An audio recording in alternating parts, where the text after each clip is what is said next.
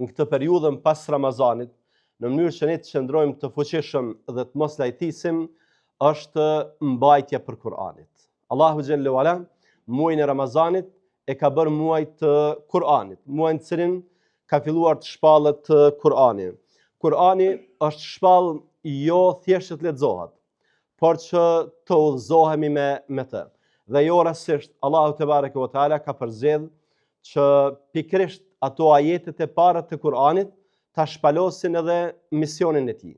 Alif Lam Mim, Dhalika al-kitabu la rayba fihi hudan lil muttaqin. Alif Lam Mim, ky është një libër në cilin nuk ka dyshim se është prej Allahut dhe i cili është udhëzues për besimtarët.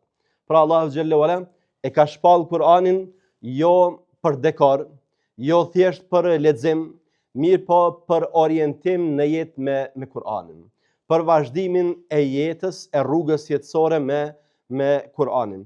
Dhe janë të shumta ajetet që para nesh, nderuar vëllezër, e shpalosin dhe e ofrojnë këtë përmbajtjen kuranore, e cila neve na udhëzon. Për shembull, Allahu ka thënë në Kur'an: "Kul nazzalahu ruhul qudus min rabbika bil haqq liyuthabbita alladhina amanu." Thuaj, Kur'anin e ka shpall shpirti i shenjtë, Xhibrili, me të vërtetën, liyuthabbita alladhina amanu, që Allahu me Kur'anin t'i forcoj ata që kanë besuar.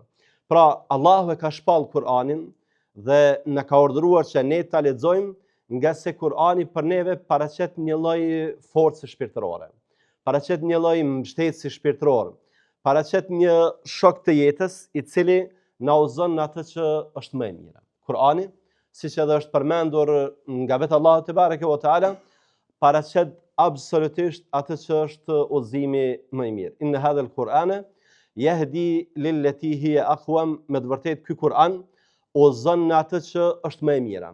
Pra nëse ka një çështje në jetë që ti mund gjesh për të edhe udhëzime tjera, edhe mësime tjera të mira, dije se në Kur'an e ke mësimin edhe më të mirë se sa ato që i ke gjetë jashtë. Pra, është absolutisht udhëzuesi më i mirë, është absolutisht libri i cili ofron alternativat, zgjidhjet, udhëzimet më të mira.